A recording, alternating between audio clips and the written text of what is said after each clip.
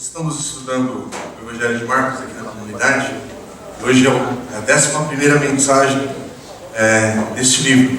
Eu queria só compartilhar com os irmãos aqui, amigos, quem tem televisão. Você assistiu aqueles programas de reforma de casa?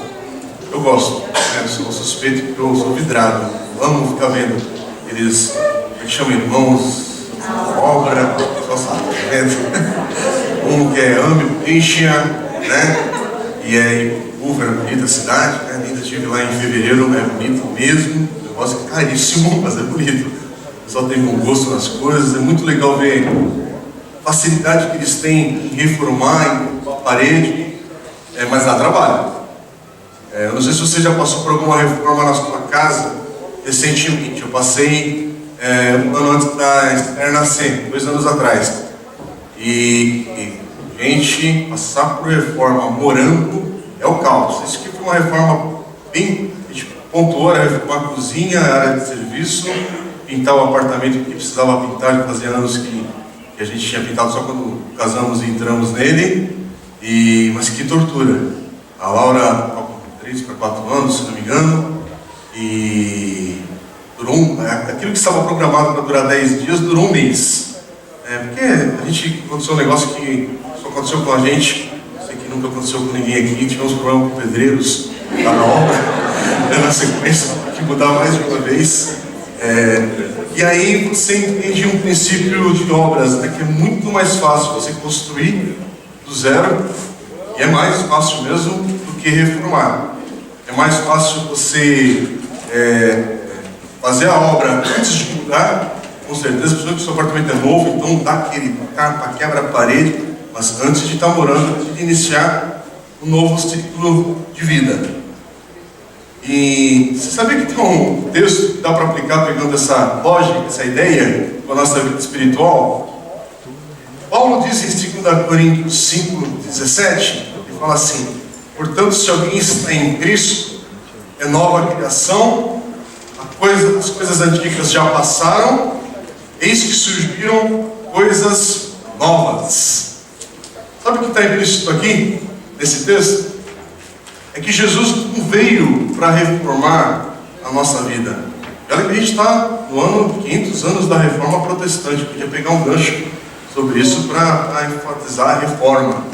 Mas Jesus não veio para reformar a nossa vida, para arrumar o quartinho que estava bagunçado, troca a porta, tal, e só dar uma nova pintura. Jesus veio nos dar uma nova vida. Jesus veio nos regenerar, um novo nascimento, de fato, que a gente experimenta em Cristo. O Evangelho de Jesus, ele não veio acrescentar ou reformar o judaísmo, como alguns pensam que era a fé dos judeus.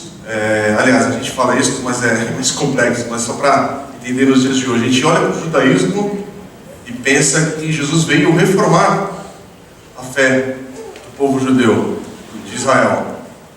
Mas é mais profundo a ideia, é mais sério o que Jesus veio fazer. Porque a nova aliança em Cristo, ela veio substituir a antiga.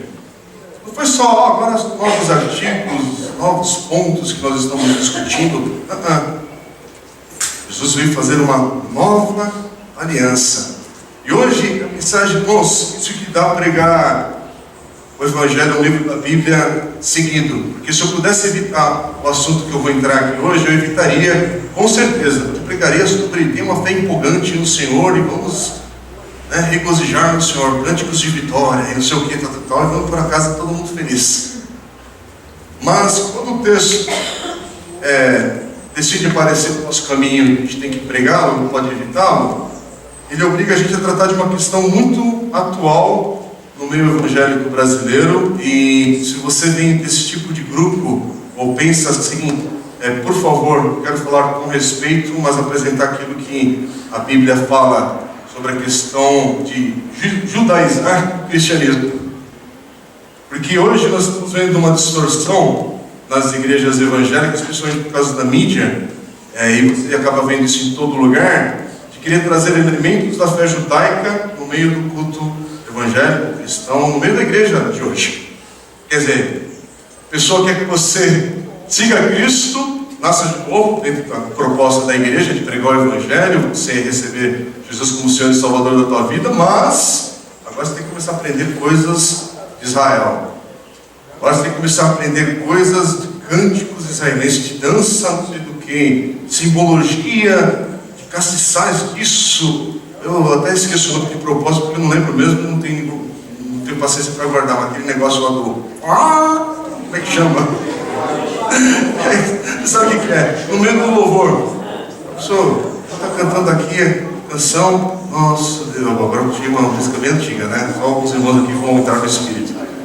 Ela está cantando lá, exaltado, Senhor, exaltado, quebra tudo, mas por quê? Não, porque em Israel o negócio talvez seja bonito acrescentar. Mas você está no Brasil, você está em São Paulo, você está no ABC. Sabe aquela ideia do início do século XX, quando missionários, inclusive, vieram da Europa plantar igrejas, uma das maneiras que eles plantavam igreja também, plantavam algumas escolas, e tem escolas no Nordeste, no sertão nordestino, e a pessoa tinha que vestir a roupa do colégio europeu, manga comprida, terno, porque a pessoa ela não depositou na ideia, não, eu estou no Brasil, o verão aqui é outra coisa, o inverno aqui é diferente, mas chegou daquele pacote. É que nem alguns irmãos que fazem associação com os hinos do cantor cristão, o hino de Lutero. Ele entende que muitos dos hinos de Lutero são canções populares da sua época. São canções feitas para cantar a abadia de não sei aonde. São canções que o povão cantava, as melodias principalmente. Também é um outro momento de cultura, de conhecimento musical, são bonitas essas canções, não é zombado disso não.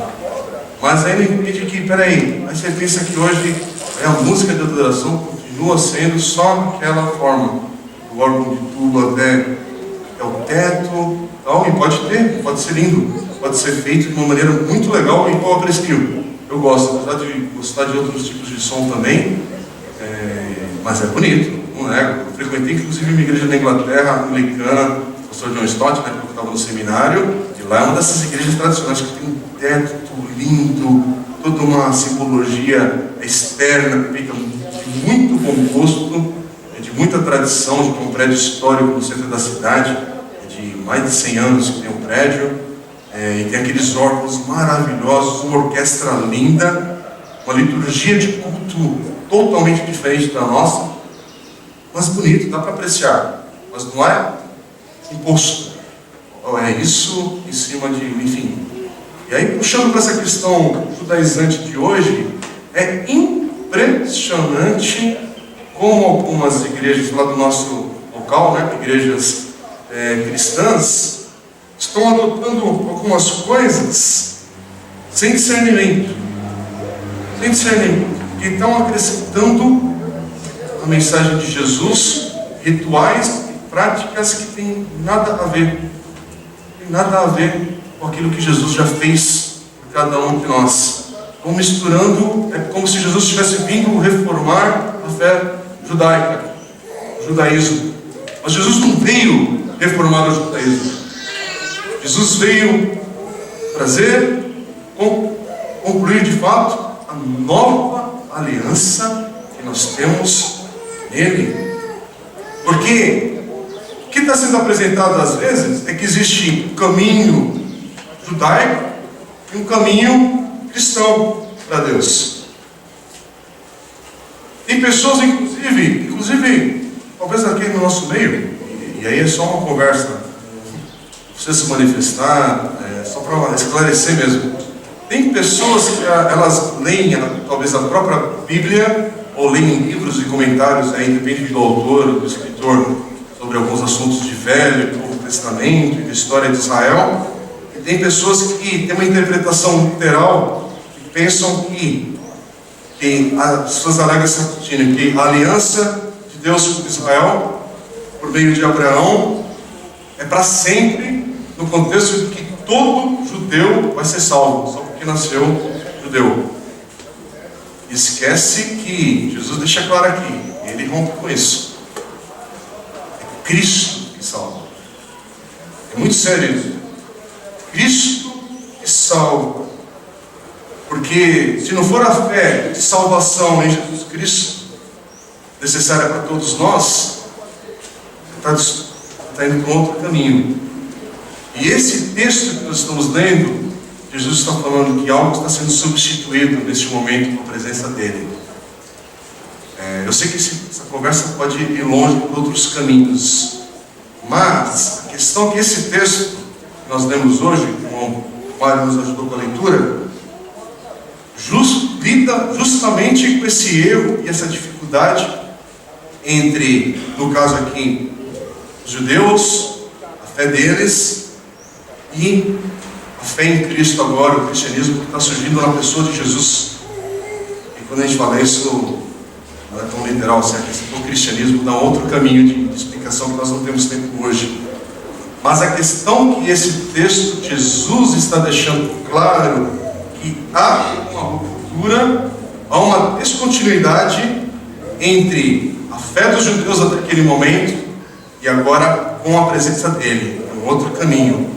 É o que ele está falando, um vinho novo que ele está trazendo, vamos usar a palavra do cristianismo, não pode ser contido pela jarra velha do judaísmo, da fé dos judeus. Com a chegada de Jesus é um novo dia.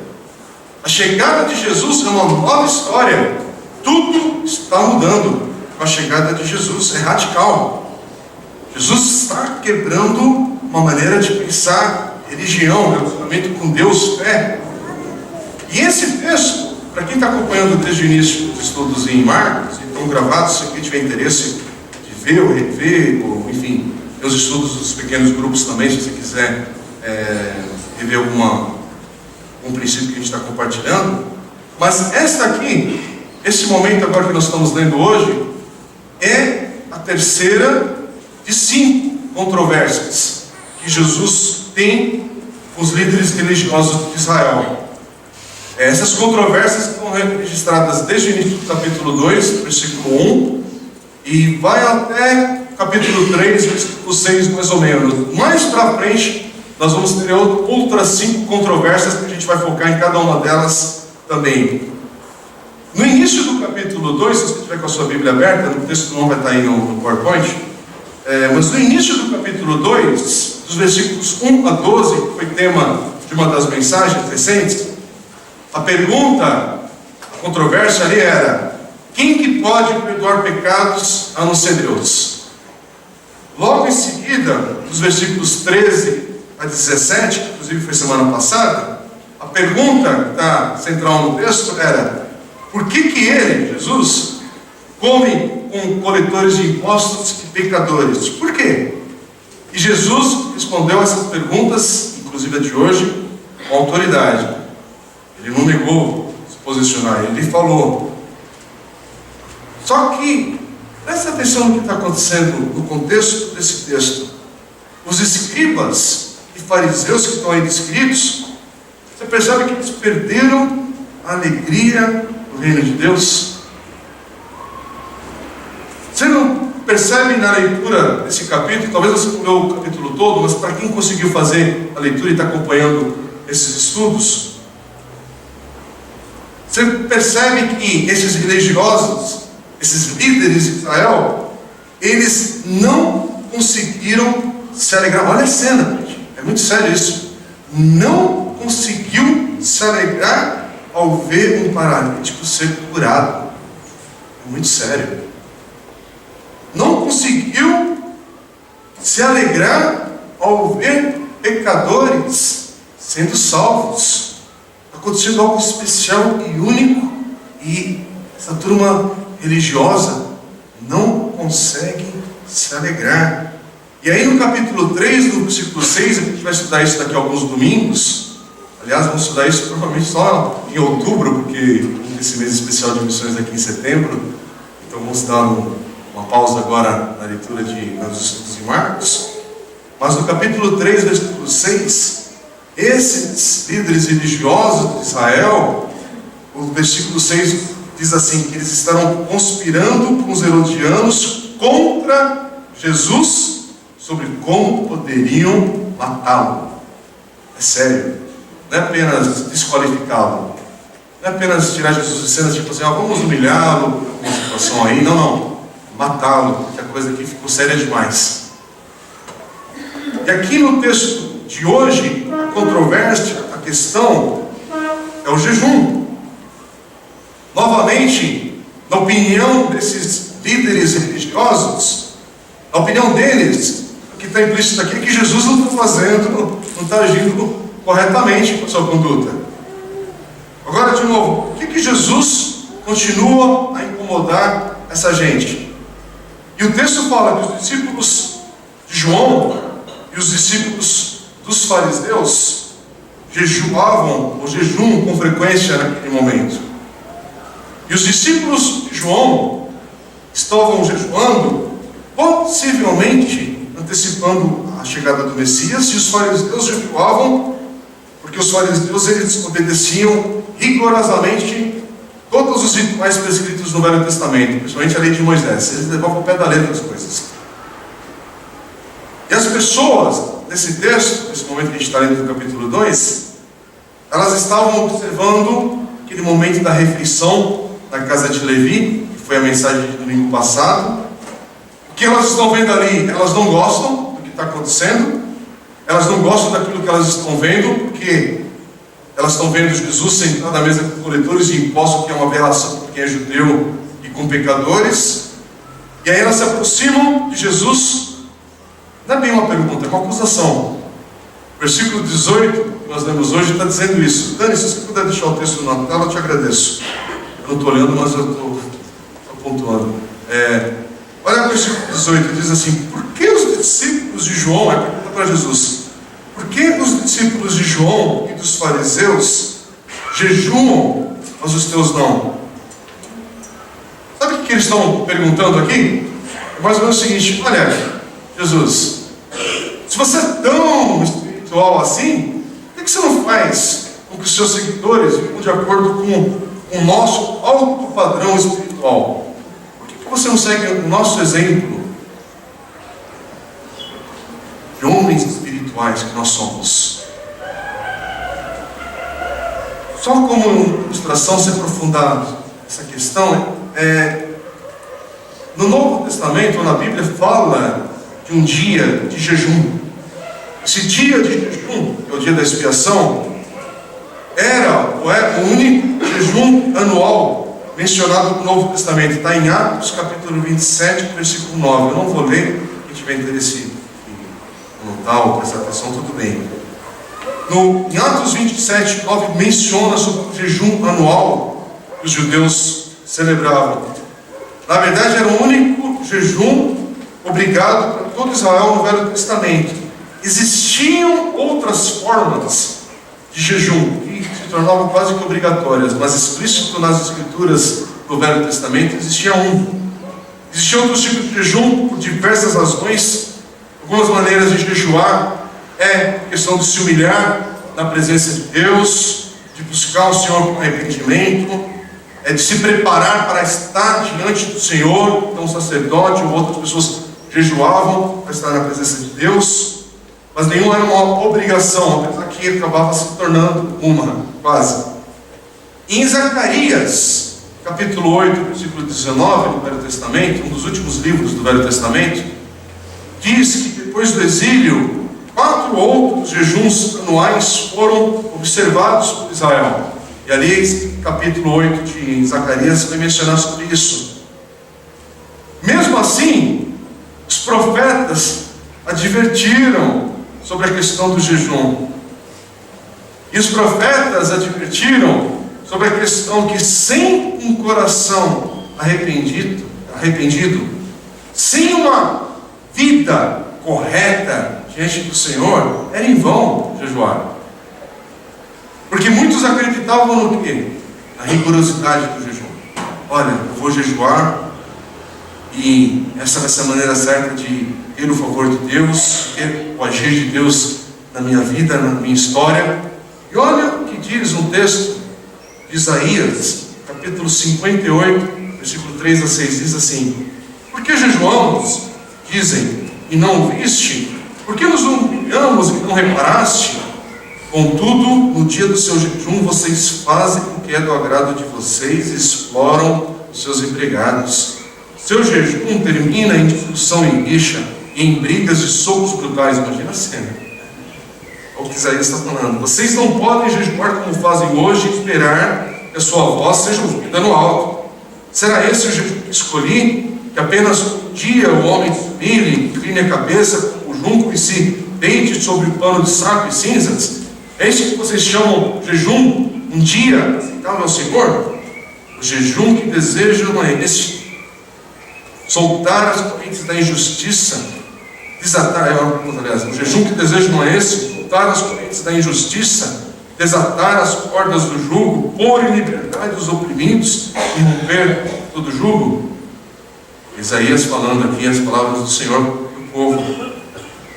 É muito sério, que a gente vive dias onde jejum é muito falado e até é encorajado. E eu sou contra o jejum, por favor.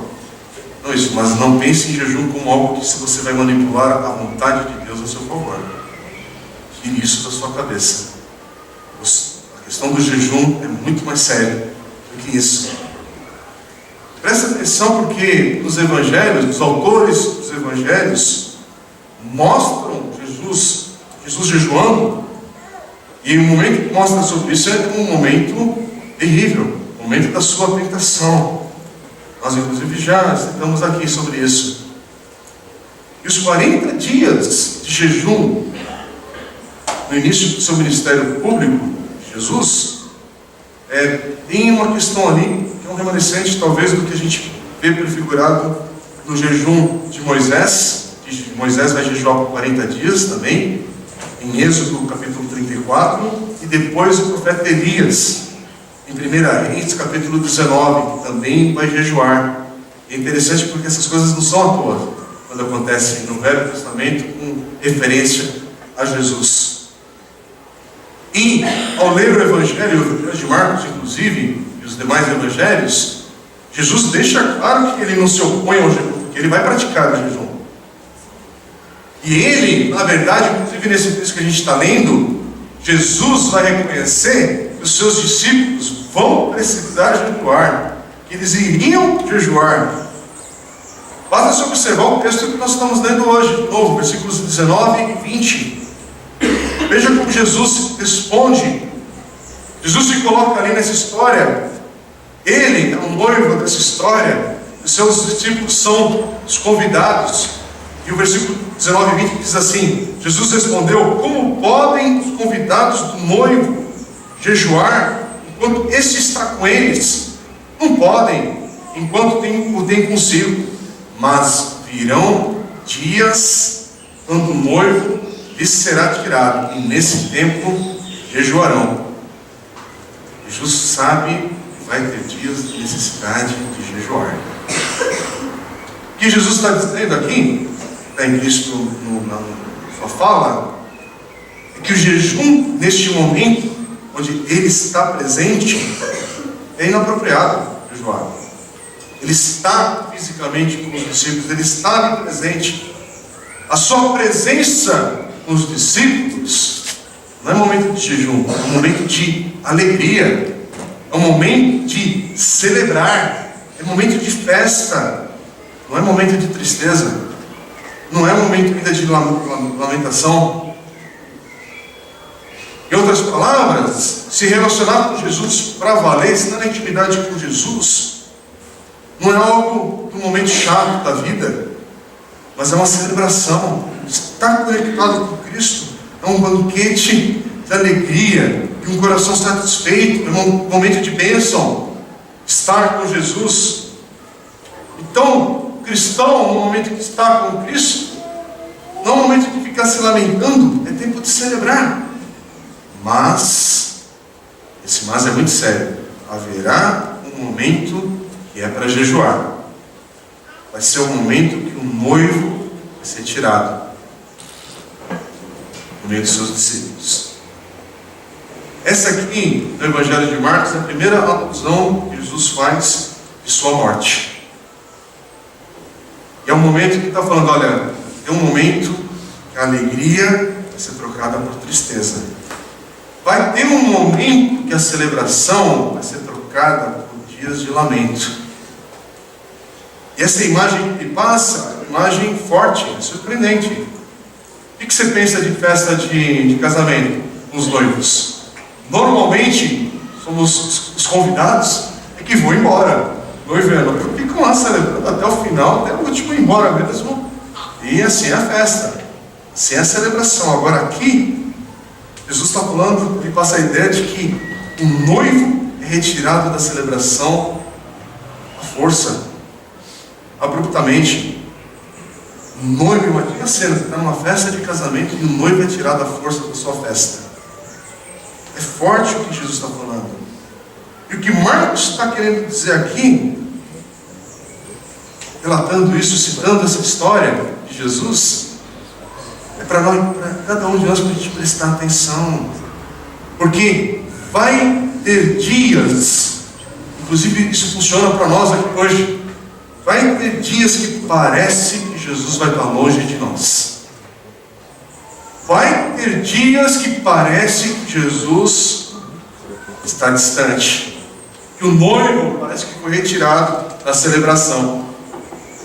Mas esses dias, você tem essa impressão, são dias para você perseverar, e esses dias são dias para você buscar o Senhor, inclusive jejuar. Eu não sei a intensidade da luta que você está passando, mas não ignore. Eu não sei a gravidade de uma dor que está no teu coração, na tua família, na tua vida, na tua mente, que pode estar perturbada, mas não ignore dias que você pensa que Jesus não está presente na tua história. São dias não para você ficar apenas falando: Deus, onde está Deus? Onde está Jesus na minha história? O que eu faço naquela igreja? Não. É dia para você prestar atenção. É para você perseverar no teu coração. Talvez você não está prestando atenção. Tem dias muito sérios que a gente passa, que são dias para cada um de nós jejuarmos, consagrarmos a nossa vida e a nossa história ao Senhor. Por quê? Eu preciso da presença de Deus. Porque eu preciso da consagração diante do Senhor. Irmãos, lembra do contexto que a gente está lendo, esse capítulo, esse momento inicial do Evangelho de Marcos, que é um dos evangelhos, é o evangelho mais curto e um dos mais ricos de conteúdo, como os outros também são. Mas Jesus já deixou bem claro no texto anterior, inclusive que foi a mensagem do domingo passado. Jesus veio para salvar pecadores. Jesus veio para salvar aqueles que sabem que se encontram perdidos. Jesus veio não para aqueles que se acham justos. Jesus veio não para aqueles que chegam aqui na igreja e falam: não, mano, a minha vida está tudo bem, está tudo beleza, só estou aqui. Não. É uma necessidade constante que a gente sabe e fala: Senhor, se o Senhor que não estiver na minha história, o que vai ser de mim? O cristão vive essa questão que a gente tem a segurança no Senhor, mas a gente também tem a certeza: se o Senhor não estiver comigo, onde estarei eu? Onde está a minha vida hoje? Eu posso ter dinheiro, eu posso ter saúde, eu posso ter um monte de coisa, mas se eu não tiver Deus, eu não tenho o mais essencial na minha história. Jesus deixa claro que Ele veio trazer alegria, sim. Ele não veio trazer tristeza na nossa história.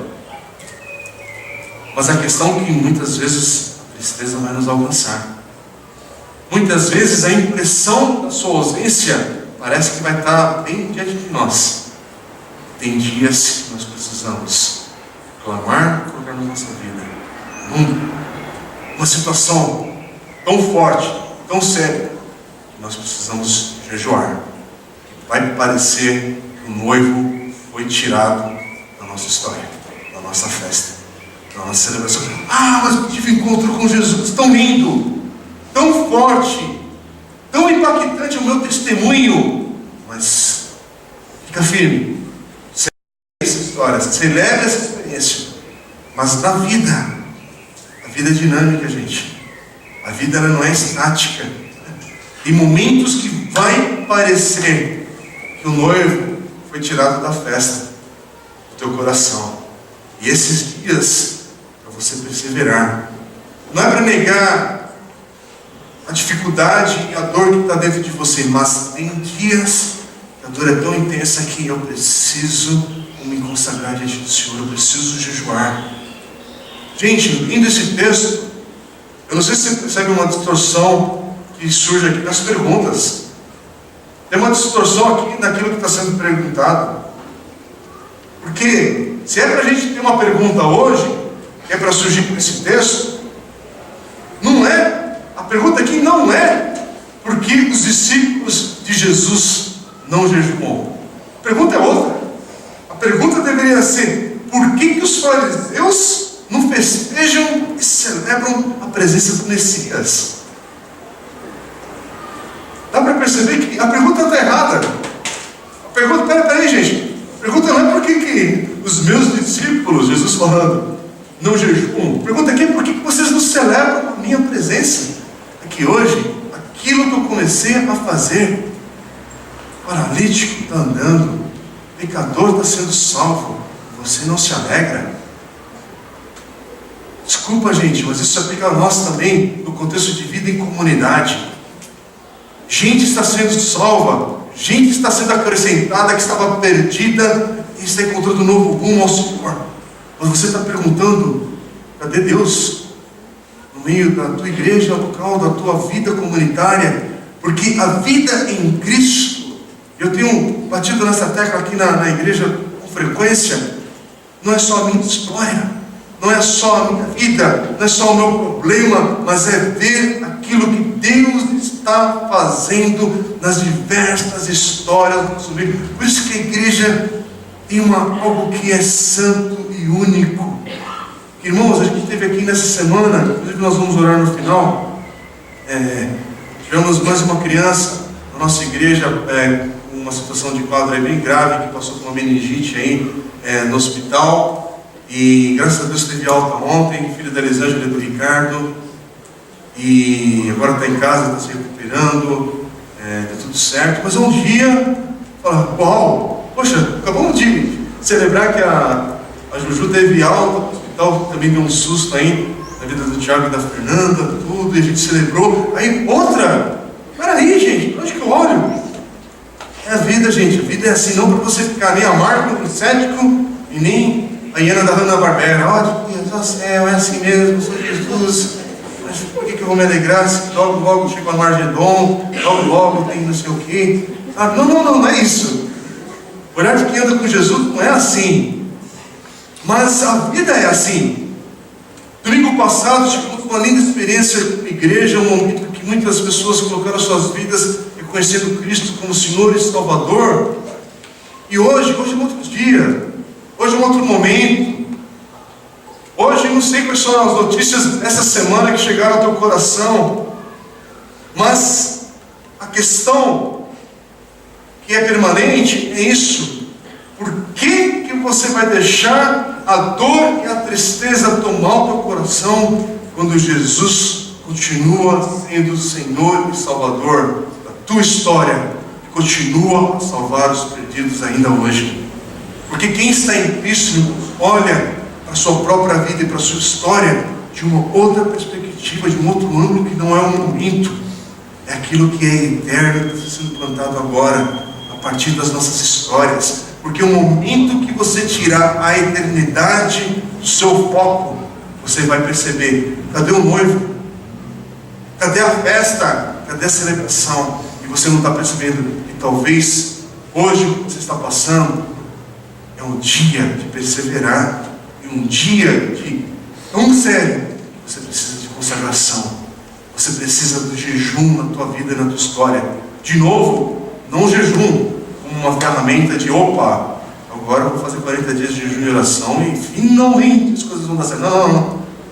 Uma outra questão que a gente vive nessa dinâmica de vida com Deus, porque às vezes nós estamos passando por um ciclo de vida que tem tanto barulho ao nosso redor, tem tantas vozes na nossa cabeça, que a gente precisa se retirar. Se você não fizer isso, você vai se perder. Se você não fizer isso, você vai ser esmagado por essa pressão que está aí fora. E a maneira de você guardar o teu coração e voltar a ouvir Deus é você se consagrar ao Senhor, como uma maneira de quietar o teu coração. Ir para a palavra de Deus, o povo, não se preocupar em ficar apenas lendo o texto por ler texto. Não, eu preciso ver. Irmãos, eu quero te encorajar. Você está percebendo que a gente está focando a cada domingo aqui em blocos da divisão temática do Evangelho de Marcos? Quero te dizer, com todo temor a Deus e com respeito que eu tenho de acordo com aquilo que você se orienta e busca, mas me desculpe, se você ficar na leitura bíblica um bom período da tua vida, quando a gente está estudando o Evangelho de Marcos, só com Marcos, isso falar o teu coração, você vai experimentar verdadeiras transformações da tua fé em Jesus, na esperança que todos nós precisamos ter em Cristo, e um renovo de fato, que a palavra de Deus vai falar ao teu coração. A palavra de Deus vai falar ao teu coração. Fica ali. Você lembra que a primeira mensagem do Evangelho de Marcos, eu fiquei só no primeiro versículo? Porque se o primeiro versículo tomar o teu coração, que Jesus é o Cristo, Filho de Deus, isso vai dar uma base à tua vida de fé em Jesus. E a partir disso, a partir dessa verdade, vamos prosseguir. Mas tenha essa verdade no teu coração. O Jesus que você segue, que você lê, que você está buscando, Ele é o Cristo, Filho de Deus. Então hoje, talvez você fale o que você precisa nessa semana, fica com esse texto. Meu irmão, fica com essa voz do Senhor na tua vida. Fica com esse momento que a palavra de Deus fala ao teu coração, em vez de ficar com aquela tabulação. Porque agora, irmãos, eu tenho um plano de leitura bíblica. Eu tento ler a Bíblia uma vez por ano. Confesso para vocês, sem medo, porque isso é hipocrisia de púlpito. Tem muitos anos aí que eu não li a Bíblia inteira. Eu tenho só uma prática que eu tento praticar todo ano e consigo, pelo jeitão que eu divido minha agenda, minhas coisas. Eu sempre tento ler o Novo Testamento 2 vezes no meu ano, mas uma prática minha. Faço essa leitura no primeiro semestre, no segundo, e aí no decorrer do ano eu vou lendo outros textos, inclusive agora estou lendo os profetas maiores, e que já dá bastante trabalho na leitura, e foco, tem um plano de leitura muito legal. Você lê o Evangelho, os 4 Evangelhos em 30 dias, fantástica experiência, de 30 dias você fazer esse esforço e ler, mas não é isso que me firma com Deus, não é isso que de fato eu ouço a voz de Deus, isso me cria uma dinâmica de conhecer a palavra de Deus, e lógico, tem hora que salta um texto tal, dependendo do dia, porque você se provoca aí na palavra de Deus, mas você de fato degustar da palavra de Deus e ficar, meditar, deixar o teu coração se aprofundar, ter silêncio no teu coração muitas vezes, porque irmãos, Deus tem falado na tua vida. Eu acho que Deus já tem falado muita coisa. E eu já usei essa expressão aqui, inclusive eu estou copiando, é Ctrl+C, Ctrl+V, passando para os irmãos. Uma expressão que eu aprendi, o pastor Osmar Ludovico. Olha, tem alguns momentos que a questão é, Senhor, não fala mais não. Não fala mais porque o Senhor já falou, e eu preciso prestar atenção naquilo que o Senhor já falou para a minha história, para o meu coração hoje. Porque Deus tem falado, o problema é, estamos ouvindo o Senhor? E aqui hoje é um dia muito pontual, claro, porque aqui é tão sério. Porque eu vou voltar naquela questão da prática nossa da religião, da nossa fé no dia a dia, e mesmo dentro do movimento evangélico e da nossa comunidade aqui. Estou falando da outra igreja, da ABDC, tem a ver com a gente, com o nosso povo, com os nossos amigos, com as nossas inculcações. Porque eu também tenho minhas explicações, irmãos. Não tem crise não. Tem, às vezes uns textos que são mais difíceis, tem alguns entendimentos que passam anos, aí eu falo, opa, estava errado, eu estava equivocado, hoje eu penso diferente. Porque, irmãos, tem muita coisa que eu penso diferente de quando começamos a plantar a igreja. As experiências com as pessoas, com as vidas, e na minha história, vai nos mudando. A exposição à palavra de Deus também vai nos moldando. E o que a gente pensa hoje, deseja para cada um de nós, é começar em mim. Senhor, hoje a minha vida esteja num processo de santificação diferente de quando o Senhor começou essa obra lá atrás. Porque a obra do Senhor é contínua na nossa vida. Mas para Deus continuar agindo na nossa vida, você tem que se expor e se provocar a palavra de Deus. Irmãos, com todo respeito e temor a Deus que eu falo, a palavra de Deus não é esses 40, 50 minutos aqui no domingo apenas. Que é um ponto. Que é uma passagem. Eu quero que fique no teu coração. Não é que eu comecei a mensagem com uma brincadeira, com um discurso, você deu risada e guardou, e no final do culto falou, hoje foi legal. Não. Ora a Deus que fique no teu coração, porque eu quero que fique no meu. É a palavra de Deus. Porque a palavra de Deus está falando no teu coração agora, no teu contexto, porque está falando e vai falar. E o que fica aqui claro é essa questão da manipulação da religião. O que Jesus veio fazer é ele veio mostrar: estou fazendo uma nova aliança. O que eu estou fazendo é cumprindo aquilo que o Velho Testamento, as Escrituras, falava apontando sobre o que eu faria, sobre o que eu de fato completaria, porque com a vinda de Jesus tudo é novo. Eu estou terminando, mas eu quero só trazer o contexto de novo final desses versículos que nós lemos. Porque o que Jesus está falando aqui sobre essa questão do remendo na roupa velha, com pano novo, essa questão do vinho novo, enfim, guardando no lugar velho e tal. O que quer dizer isso na prática de vida? O que Jesus está dizendo aqui nesse texto é que o velho quer dizer, ele quer dizer que agora, não é que você pega toda a tradição do passado, toda a história de Israel, por exemplo, e joga na lata do lixo. Não é isso. O que Jesus está falando é que agora não é mais adequada aquela interpretação. Não é mais adequada a maneira como você pensava na aplicação das Escrituras, dos rituais, das coisas que você tinha que fazer para estar diante de Deus. Aliás, olha o que diz Hebreus capítulo 10, versículo 1. Porque o que Jesus está apresentando aqui é que tem algo novo substituindo. Tem algo novo renovando todas as coisas. Mas parece que havia uma sombra no nosso entendimento. E Hebreus 10, 1 diz assim: a lei traz apenas uma sombra dos benefícios que hão de vir, e não a realidade dos mesmos. Por isso que ela nunca consegue, mediante os mesmos sacrifícios repetidos, ano após ano, aperfeiçoar os que se aproximam para adorar. Olha que versículo interessante. Mas agora temos Cristo, agora temos Jesus, agora a dinâmica mudou, e agora temos o Espírito Santo de Deus em nós, na nossa vida. De novo, irmãos, quando aquilo que é real chega entre nós, nós não conseguimos mais adorar aquela sombra de falta de entendimento.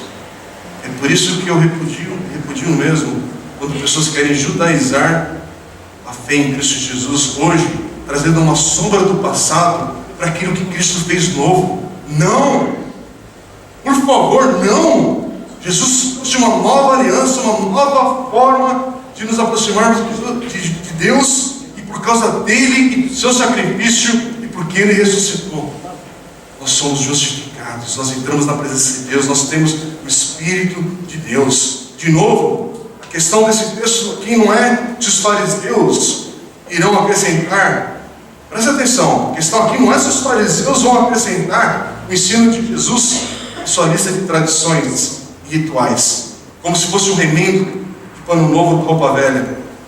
Mas a questão aqui é se eles irão esquecer essa sombra velha, da velha aliança, sabe? Essa sombra de entendimento da palavra de Deus, e abraçar essa nova realidade que Cristo está apresentando. Irmãos, de novo, não é sobre ser discípulo de Jesus e aí entender se você vai incorporar os valores de Cristo na sua velha maneira de viver a vida, sabe? Então agora eu trago alguns valores, alguns princípios cristãos, mas continuo com o mesmo jeito que eu vivi a vida. só aperfeiçoa algumas coisas. Não. A questão aqui é se eu vou me tornar um novo receptor da graça, da misericórdia do Evangelho de Jesus, de tal maneira que ao receber o Evangelho, ao receber Cristo na minha vida, aquilo que era velho não dá para conter mais, tem que ser novo, porque esse Evangelho dentro de mim é o que o vinho vai fazer, ele vai expandir, ele vai crescer. Se eu estiver com a roupa velha, vai zoar, vai estragar, vai bagunçar. Eu preciso de uma roupa nova. Isso é um novo nascimento. É por isso que a ênfase que nós temos com a questão de nascer de novo não é à toa. Por quê? Porque eu preciso estar com uma veste nova para receber o Evangelho e permitir, com um vinho novo, que esse Evangelho cresça nas dimensões da minha vida. Porque o Evangelho de Jesus vai começar a tomar posse. Sabe aonde? Na maneira como eu cuidava das minhas finanças, do meu dinheiro. O Evangelho de Jesus vai começar a tomar posse de tal maneira que a minha agenda vai mudar, a minha maneira de doar, a minha vida, a minha energia, o meu tempo vai ser em favor do outro. Minha maneira de ver as dificuldades da vida e olhar com esperança em Cristo é diferente. A amargura que antes tinha e me dominava vai ser substituída por uma perseverança, por uma fé e por uma alegria. Por isso que, em nome de Jesus, se você hoje está deixando mentiras e Satanás tomarem forma de verdade na tua maneira de entender o Evangelho de Jesus, Cristo te liberte hoje com a sua palavra, hoje, que você nasceu de novo, você é nova criatura, seus pecados foram perdoados em Cristo Jesus, não tem nada que pode prevalecer de acusar você contra a graça e a misericórdia de Deus. Se você errou, que haja perdão. Se você chegou aqui desanimado, o Espírito Santo de Deus te tome hoje com um novo vigor, com uma nova esperança. Eu queria te convidar agora, em nome de Deus, que você fique em pé, porque eu quero orar pela igreja, pelos meus irmãos aqui. Irmãos, eu deixei em negrito aqui, porque essa era uma frase que eu não queria deixar passar em branco. E eu peguei de um comentário bíblico que eu esqueci até do nome do autor, que eu me empolguei e não anotei aqui, não vou citar, porque vou citar errado. Mas é de uma referência que eu estava preparando esse texto. E ele disse assim: salvação não é um remendo parcial na vida de alguém, é um novo roupão de justiça. Eu achei bonito essa declaração. Irmãos, o que Jesus tem feito e faz na tua história não é só um remendo, não. Que Jesus faz na tua história algo novo e transformador. E que Deus te alcance no dia de hoje por sua misericórdia e graça. Vamos orar. Eu não sei como essa palavra chega no teu coração, mas vida cristã, vida em Cristo não é uma mistura das coisas velhas com as coisas novas e vira uma lambança toda. Sabe, é que nem pegar, eu não estou tomando refrigerante, mas é pegar um copo de Coca-Cola sem gás e colocar Coca-Cola com gás e tomar. É um estrago total. Um refrigerante já é complicado, mas aí piora as coisas. Vida com Deus não é isso. Entender algumas práticas da religião não é entender o que Cristo fez por mim. Então vamos orar aqui. O entendimento do Senhor venha sobre a minha vida, sobre a tua vida, e de alguma maneira concreta e prática, a esperança no Senhor renove o teu coração. Deus querido, obrigado, Senhor, por essa palavra. Obrigado pela maneira que o Senhor falou ao meu coração e à tua igreja nesse dia. Senhor, que esse texto possa falar no nosso coração nessa semana, nos encontros dos pequenos grupos, amanhã no tempo de oração aqui na igreja. Deus, que fala com cada um de nós, aquele que está descobrindo, Pai, descobrindo a fé em Jesus, aprendendo da tua palavra, que a tua palavra fale nesses dias, firmando a nossa fé, firmando o nosso coração, que muitas vezes é chacoalhado pelo dia a dia, firmando a nossa esperança no Senhor. Deus, que o Senhor faça novas todas as coisas de fato na nossa vida, na nossa maneira de entender a vida com o Senhor. Deus, renova, Pai, o abatido, renova aquele que está numa grande luta hoje, mas Deus, que a perseverança, Deus, prevaleça nas nossas vidas. Que hoje, Deus, de uma maneira especial, alguns irmãos aqui que sabem que precisam consagrarem suas vidas no Senhor, Pai, tenham uma experiência como o jejum de consagração, experiência de estar na tua palavra, que seja transformadora, porque o Senhor vai estar presente, porque Cristo e o Teu Espírito Santo estarão presentes nessa experiência. Abençoe as famílias que estão aqui hoje, Pai. Fortaleça cada um de nós. Precisamos do Senhor, hoje e sempre. Em nome de Jesus que oramos. Amém. Amém. Antes de encerrar o culto, Luiz, podemos cantar um refrão dessa canção? Vamos ter essa canção para nosso coração sendo colocado diante do Senhor. A gente já está terminando, tá bom? Aperfeiçoa-me meu coração, ouça o som e flui na minha oração, suba perante ti, estes sinceros.